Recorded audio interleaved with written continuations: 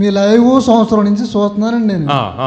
అంతకుముందు నాకు దురాత్మను పడేసి రాత్రులు నిద్రపోయేటప్పుడు పట్టుకొని పీడించేయండి. దురాత్మ రాత్రి కూడా పట్టుకొని పీడించేది, మీకు నిద్ర పట్టేది కాదు. ఎస్. తర్వాత అంటే అప్పట్లో ఎలా ఉండేదండి సిచ్యువేషన్, ఎలా ఉండేది? పడుకుంట్లో అలా లక్కపడేసేయండి, మామూలుగా ఇలా తుల్లిపడి లేచిపోయేవాడిని. తుల్లిపడి లేచేవారు, మీకు తెలిసేది దయ్యం వచ్చిందన్న విషయం మీకు తెలిసిపోయేది. దేవుడు వచ్చిన విషయం కూడా తెలిసేది కాదు, కానీ దయ్యం వచ్చిందంటే తెలిసిపోయేది.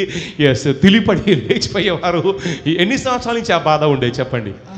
10 సంవత్సరాల పాటు 10 సంవత్సరాల నుంచి చూసారండి. 10 సంవత్సరాల నుంచి ఆ దయ్యం వచ్చి ఏం చేస్తుందండి? నైట్ టైంలో ఏం చేస్తుంది చెప్పండి?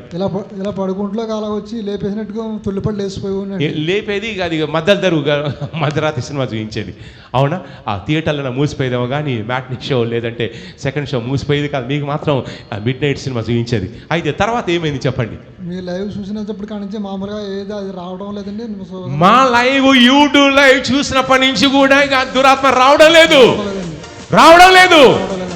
వావ్, గట్టిగా చెప్పండి. ఇది గొప్ప సాక్ష్యం. వింటున్నారండి? మీ లైవ్ సంవత్సరం నుంచి చూస్తున్నానండి నేను. అంతకుముందు నాకు దురాత్మను పడేసి రాత్రులు నిద్రపోయేటప్పుడు పట్టుకొని పీడించేయండి. దురాత్మ రాత్రి కూడా పట్టుకొని పీడించేది, మీకు నిద్ర పట్టేది కాదు. ఎస్. తర్వాత అంటే అప్పట్లో ఎలా ఉండేదండి సిచ్యువేషన్, ఎలా ఉండేది? పడుకుంట్లో అలా లక్కపడేసేయండి, మామూలుగా ఇలా తుల్లిపడి లేచిపోయేవాడిని. తుల్లిపడి లేచేవారు, మీకు తెలిసేది దయ్యం వచ్చిందన్న విషయం మీకు తెలిసిపోయేది. దేవుడు వచ్చిన విషయం కూడా తెలిసేది కాదు, కానీ దయ్యం వచ్చిందంటే తెలిసిపోయేది. ఎస్, తుల్లిపడి లేచిపోయేవారు. ఎన్ని సంవత్సరాల నుంచి ఆ బాధ ఉండేది చెప్పండి? 10 సంవత్సరాల పాటు 10 సంవత్సరాల నుంచి చూసారండి.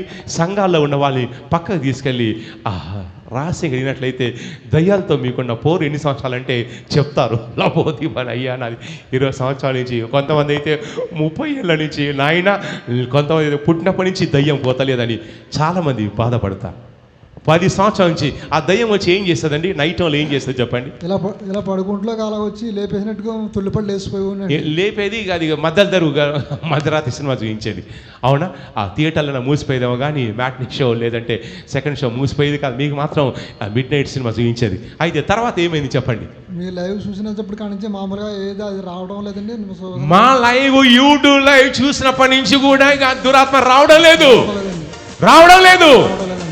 వావ్, గట్టిగా చెప్పండి. ఇది గొప్ప సాక్ష్యం. వింటున్నారండి?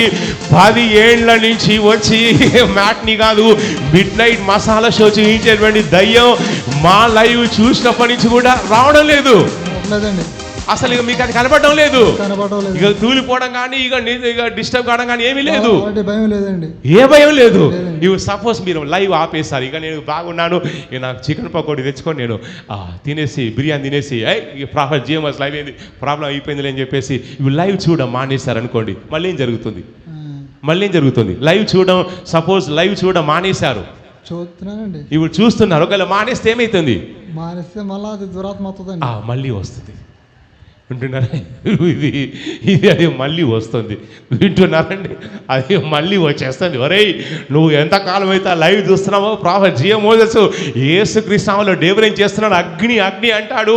వామ్మో, నీ చుట్టూ అగ్ని ఉంది. అది రావడం మానేసింది. మళ్ళీ సపోజ్ లైవ్ చూడడం మానేసి జబర్దస్తి షోనో ఇంకోదో చూడడం స్టార్ట్ చేశారనుకో, అది అప్పటి నుంచి మీకు దురాత్మ పీడన లేదు. నిద్ర పడుతుంది, చక్కగా పడుతుంది. ఇదివరకు ఎన్నాళ్ళు మీకు నిద్ర లేదు చెప్పండి? 10 ఏళ్ళ నుంచి నిద్ర లేదు. డాక్టర్ వద్దకు వెళ్ళారా? ఏదైనా మందులు కానీ ఏదైనా వాడే ప్రయత్నం చేశారా? చాలా ప్రయత్నాలు చేశానండి. మత్తు మందు అంటే స్లీపింగ్ టాబ్లెట్స్ వేసుకున్నారా? వేసుకున్నాక నిద్ర వచ్చేదా? లేదండి. చూడండి, స్లీపింగ్ టాబ్లెట్ వేసుకున్నాక నిద్ర వచ్చేది కాదంట. వింటున్నారండి? స్లీపింగ్ టాబ్లెట్ గుడుకున్న మింగుతాను, తినడానికి ఒక టాబ్లెట్, తిన్నది అరగడానికి ఒక టాబ్లెట్, అరిగింది బయటికి పోవడానికి ఒక టాబ్లెట్, పండుకోవాలంటే ఒక టాబ్లెట్, లేవాలంటే ఒక టాబ్లెట్, నడవాలంటే ఒక టాబ్లెట్, అండ్ కూర్చోవాలంటే ఒక టాబ్లెట్. సైతాన్ని మిమ్మల్ని టానిక్ మ్యాన్ చేసేసాడు. దేవుడు మిమ్మల్ని సూపర్ మ్యాన్ చేద్దామంటే సైతాన్ టాబ్లెట్ మ్యాన్ చేశాడు.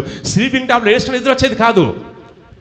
సిబ్లి టాబ్లెట్ వేసుకున్నాక నిద్ర వచ్చేది కాదు. వచ్చేది కాదండి. కానీ లైవ్ చూసినప్పటి నుంచి అది ఆటోమేటిక్ గా విడిచేసి వెళ్ళిపోయింది. వెళ్ళిపోయిందండి. ఇక అప్పటి నుంచి మీకు నిద్ర పడుతుంది, నిద్ర ఇక దయ్యం రావడం లేదు. రాలేదు. గట్టిగా చెప్పాలి. ఇక ఎవరైతే నిద్ర పట్టడం లేదో ఇక వినండి, తెలంగాణ ఆంధ్ర రాష్ట్రంలోను ఇక సౌత్ ఇండియాలో నార్త్ ఇండియాలో ఉన్నా కానీ నాకు ఇంగ్లీష్ వచ్చి కావాలంటే మీకోసం స్పెషల్ గా ఇంగ్లీష్ లో ప్రార్థన చేస్తాను.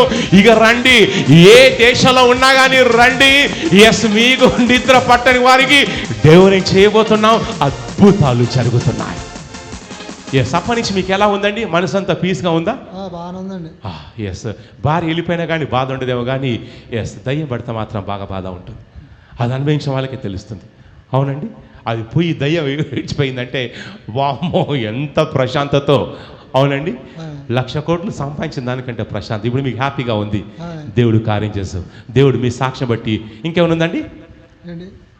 ఇంకా వేరే ఏమైనా సాక్ష్యం ఉందా? ఇదేనా? ఇంకా ఇక్కడికి వచ్చినాడు నడుము నొప్పి పెద్దగా వచ్చేదండి.